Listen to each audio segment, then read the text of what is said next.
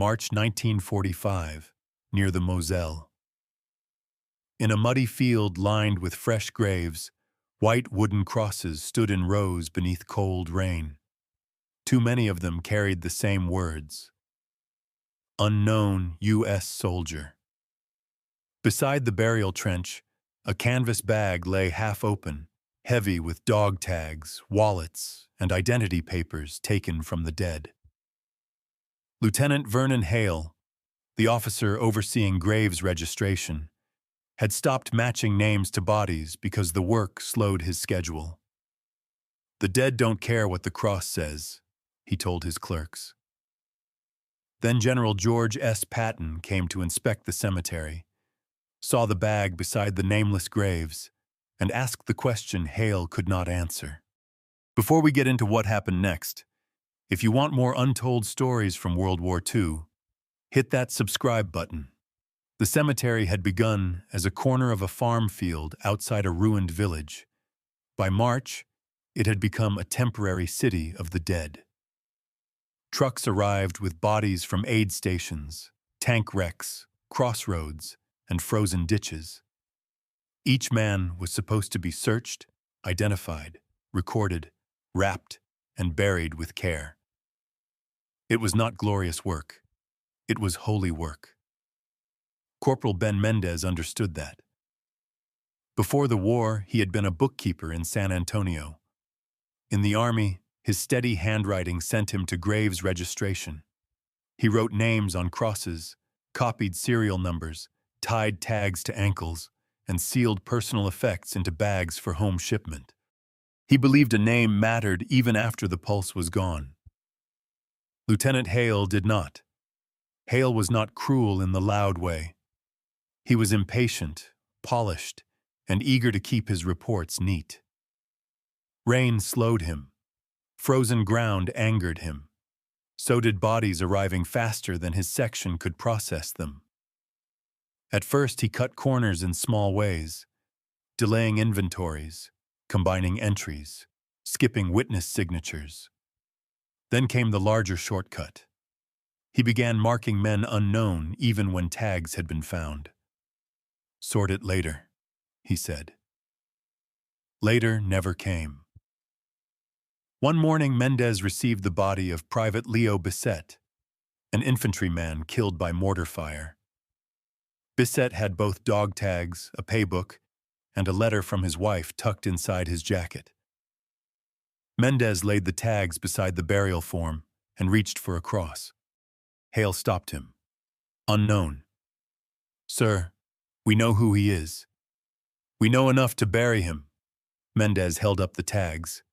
"His wife will want the grave." Hale glanced at the growing line of covered bodies. "His wife will get a telegram. Put unknown and move on." The men nearby heard it. So did Chaplain Robert Sloan, who had come to say a brief prayer over the trench before the next burial detail arrived. He looked at the tags, then at the cross, and said quietly, "Lieutenant, that is not a small error."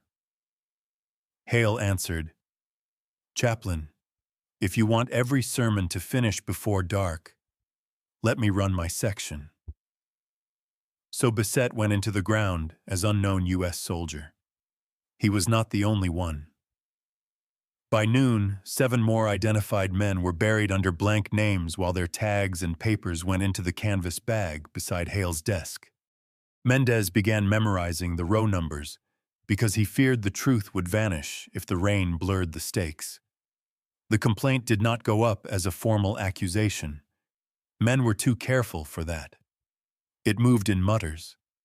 The chaplain mentioned naming failures to a cemetery major. A driver said too many unknowns were appearing at one site. By afternoon, the rumor reached 3rd Army staff, a burial ground with more nameless crosses than made sense. Patton came the next day. He arrived without ceremony, mud splashing his jeep as it rolled past the hedges. He walked the rows in silence first. That was what unsettled everyone. No speech, no questions, just Patton counting with his eyes. He stopped before a line of new crosses. 5 in a row read, "Unknown U.S. Soldier."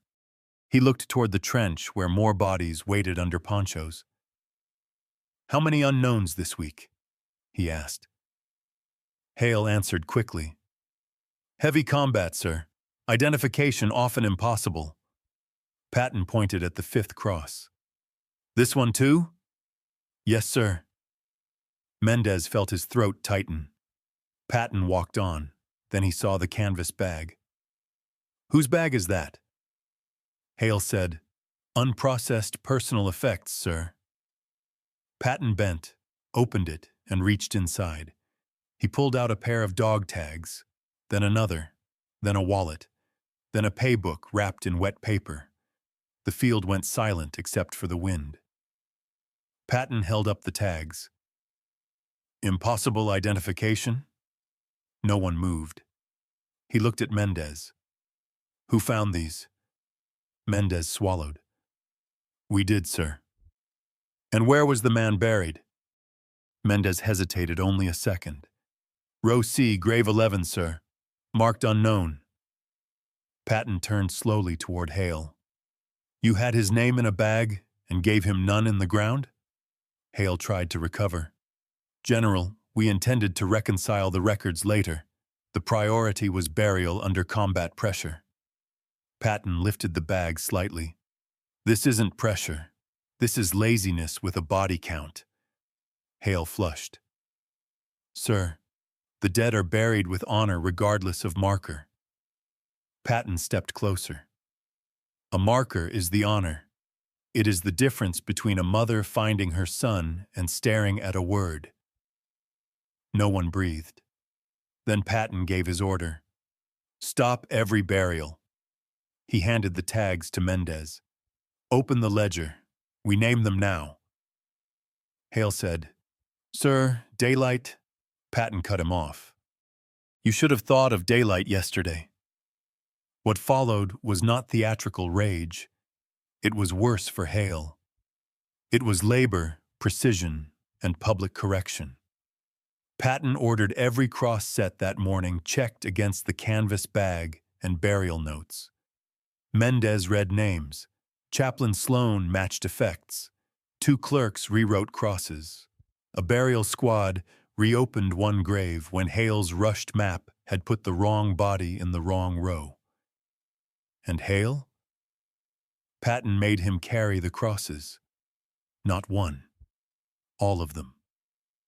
He lifted each blank marker from the mud, handed it over, and replaced it with a named cross, while the chaplain read the soldier's name aloud. Private Leo Bissett. Sergeant William Nance. Technician 4th grade Howard Bell.